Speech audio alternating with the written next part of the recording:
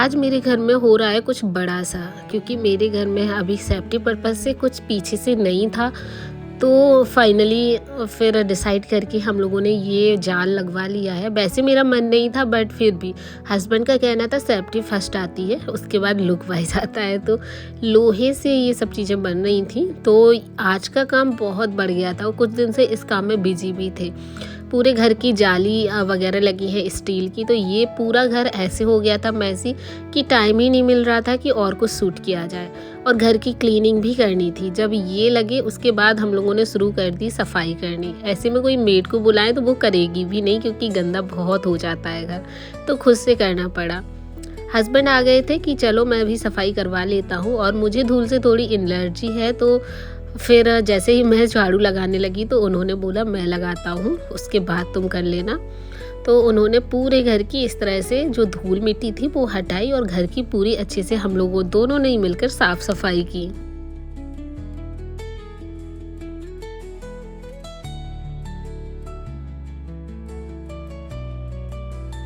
और जो भी सामान बच गया था, यानी लोहे का पाइप थे ना जो, उसके मैंने बहुत काम की चीज़ें बनवा ली। घर में जब कोई काम चलता है तो उसके बाद मैं दिमाग लगाती रहती हूँ कि अगर बच गया तो उसका क्या किया जाए।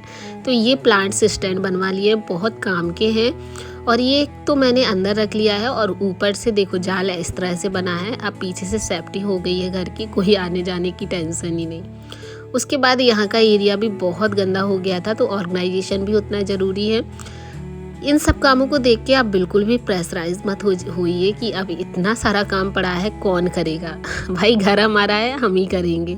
तो इसमें कोई ऐसी बात नहीं है कि घर के इतने सारे काम हमें खुद करने पड़ रहे हैं। मजबूरी भी होती है, ज़रूरी भी होता है। और वैसे तो इन कामों में बढ़िया खुशी भी मिलती है कि घर फिर से एक बार ऑर्गेनाइज हो जाएगा, क्योंकि घर जब फैल जाता है तो बहुत अच्छे से वो फिर से ऑर्गेनाइज भी हो जाता है। और फिर किसी की हेल्प मिल जाती है तो सोने पे सुहागा हो ही जाता है।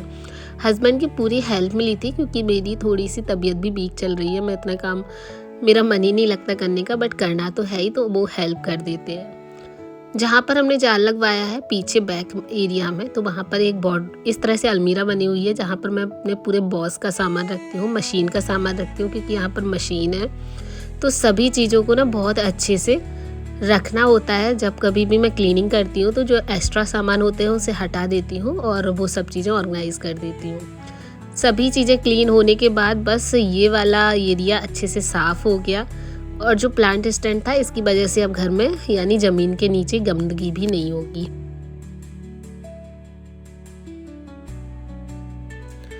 तीन बनवाए थे, तो दो मैंने बाहर वाले एरिया में रख दिए हैं, और प्लांट्स इस पे बहुत अच्छे से आ गए हैं। इन सब चीज़ों से क्लीनिंग करनी आसान हो जाती है थोड़ी सी, और बाकी का प्लांट्स को हाइट मिल जाती है। और वेस्ट जो हमारा पाइप बच रहा था उसको रीयूज़ भी कर लिया है। इस तरह से अगर आप लोग भी बनवाते हैं ना, कोई काम करते तो उसका सोचिए कि इसका हम क्या कर सकते हैं। बहुत काम की चीज़ें हो जाती हैं कुछ कुछ।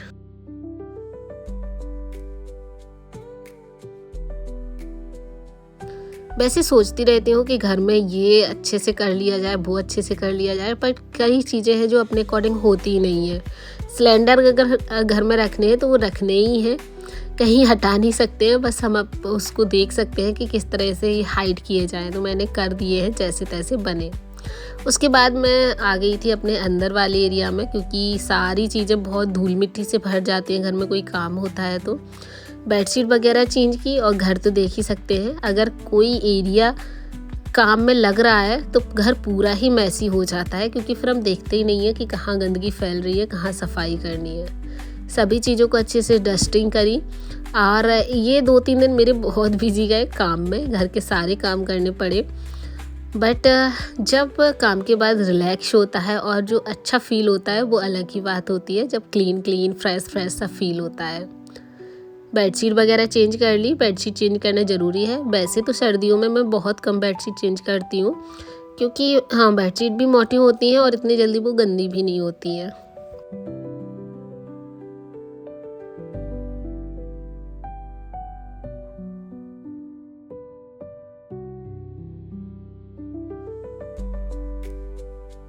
और अगर इस वाली बेडशीट की लिंक मांगेंगे तो मेरे पास नहीं है, क्योंकि ये गिफ्टेड थी, मुझे गिफ्ट में दी थी किसी ने, तो इसकी लिंक तो नहीं है।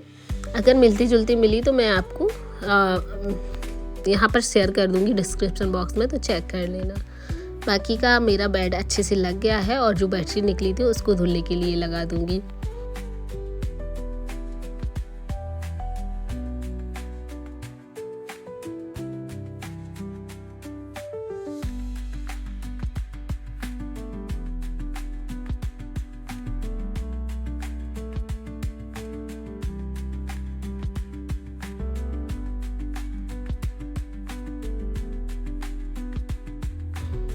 और अब बनाने थे मुझे लड्डू ड्राई फ्रूट्स के। मैं ना एक बार बनाए थे, मुझे बहुत पसंद आते हैं ड्राई फ्रूट्स के लड्डू, तो मैंने ना फिर सोचा चलिए फिर से बनाते हैं। अभी विंटर्स हैं और विंटर्स में ही ये ज़्यादा खाए जा सकते हैं, तो जितने दिन भी अब सर्दियाँ हैं तो वो चल जाएंगे। तो यहाँ पर हमने अखरोट को अच्छे से काट लिया है और मेरे पास ये एक सिलवट्टा टाइप का है, यानी खलवट्टा टाइप का ओखली, जिसमें कि ये सब चीज़ें बहुत अच्छे से क्रैश हो जाती हैं।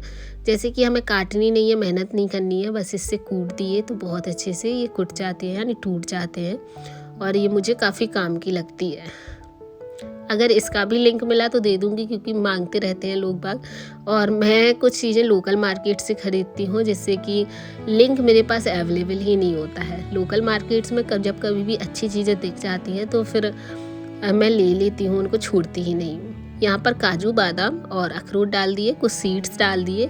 किशमिश वगैरह मैं कम पसंद करती हूँ तो किशमिश मैं इसमें नहीं डालती हूँ, बट सारे सीड्स हमने इसमें डाल दिए। पम्पकिन, चिया और खरबूजे के सीड्स जितने भी होते हैं वो डाल दिए। उसके बाद डेट्स के, हमने खजूर के यहाँ पर सीड्स निकाल लिए थे और इसको मिक्सी में अच्छे से पीस देंगे।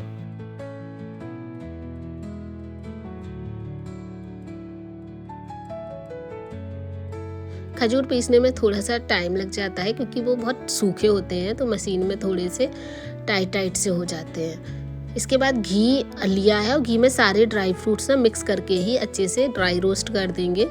अच्छे से इसको सौटे कर देंगे घी में, तो घी का जो टेस्ट है ना, वो लड्डू का जो स्वाद है वो दुगना कर देता है, बहुत टेस्टी लगने लग जाते हैं। इसके बाद और घी लेके इसको खजूर को भी अच्छे से फ्राई कर लेना है, अच्छे से भून लेना है, क्योंकि ये फिर सॉफ्ट हो जाएंगे, जिससे कि ड्राई फ्रूट्स में ही अच्छे से मिक्स हो पाएंगे। बर्तन ज़्यादा गंदे नहीं करने थे, तो मैंने कढ़ाई में ही सारा काम कर लिया।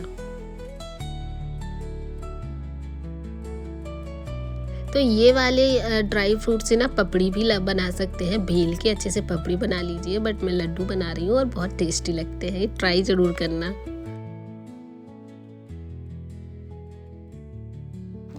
और अब जो काम था वो था वार्डरोब को रीसेट करना, क्योंकि वार्डरोब इतनी जल्दी बिखरती है, कोई बड़ी बात नहीं है सर्दियों में अलमीरा को अनऑर्गेनाइज होने में, क्योंकि बच्चे के कपड़े होते हैं, खुद के होते हैं, और जब नीचे रहते हैं तो ऐसे ही बस कुछ दिन में डंप होते होते ना बिल्कुल अलमीरा ऐसे हो जाती है कि जगह नहीं होती है रखने के लिए। सारी वार्डरोब को खाली किया, सभी कपड़ों को अच्छे से फोल्ड किया छोटी फोल्ड में, ताकि वो स्टैक भी अच्छे से हो जाए और सामने से दिखे भी और बिखरे ना लगे। तो मैं लोवर, टी शर्ट, बुलंद सूट, स्वेट शर्ट्स इस तरह से अच्छे से फोल्ड करके ना एक ही अलमीरा में रख देती हूँ, ताकि वो सामने से देखें। कोई भी ऑर्गेनाइज़र का यूज़ नहीं करती हूँ यहाँ पर। वैसे बास्केट्स वगैरह का यूज़ कर सकते हैं, बट स्पेस उतना ही लेती हैं और कपड़े थोड़े कम बन जाते हैं, इसलिए यहाँ पर मैं इन बास्केट्स का यूज़ नहीं करती हूँ। बट हाँ, कई जगह पर करती हूँ जहाँ छोटे छोटे कपड़े होते हैं, बहुत अच्छे से रख भी जाते हैं। तो मैंने सारे बुलेंस कपड़े को ना फिर से रीऑर्गेनाइज कर दिया है। वैसे सर्दियाँ कुछ दिन की ही रह गई हैं, बट फिर भी आई थिंक लास्ट टाइम ही हो रही होगी ये बुलन अलमीरा ऑर्गेनाइज। और ये छोटी सी बास्केट में मैंने सारे सॉक्स रखे हैं। यहाँ पर कुछ ड्रॉर्स वगैरह बनाई हुई हैं, जिसमें मैं दित्या के सारे कपड़े रखती हूँ, छोटे से लेके बड़े तक। सारे सॉक्स, अंडरवियर, सारी चीज़ें एक ड्रॉर में आ जाती हैं। डेली वियर या पैंट्स वगैरह एक ड्रॉर में आ जाते हैं। और ड्रॉर को पार्टीशन करने के लिए मैं इस तरह से बास्केट्स का यूज़ कर लेती हूँ, ताकि कपड़े लंबे समय तक ऑर्गेनाइज रहे और बास्केट निकालो और क्लीन कर सकूँ।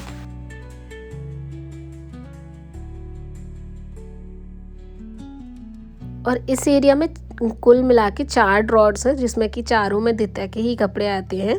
और इसमें कुछ जैसे कि जीन्स वगैरह आ जाते हैं, कम पहनने वाले कपड़े आ जाते हैं, और सबसे नीचे पार्टी वियर कपड़े आ जाते हैं, जिसको अभी यूज़ ही नहीं कर रहे हैं। और ये वाली वार्डरोब भी अच्छे से ऑर्गेनाइज हो गई, तो काम धीरे धीरे हो करो ना तो आराम से हो जाते हैं और बहुत ज़्यादा थकान भी नहीं देते हैं और घर भी अच्छे से क्लियर रहता है। तो चलिए यही था आज का वीडियो। आई होप कि आपको पसंद आया होगा। आया है तो लाइक करना, चैनल पर नए हैं तो चैनल को ज़रूर से सब्सक्राइब कर लेना। मिलते हैं अब आपको एक नए और इंटरेस्टिंग वीडियो के साथ। तब तक के लिए आप लोग अपना ख्याल रखिएगा। Bye bye, tata and take care.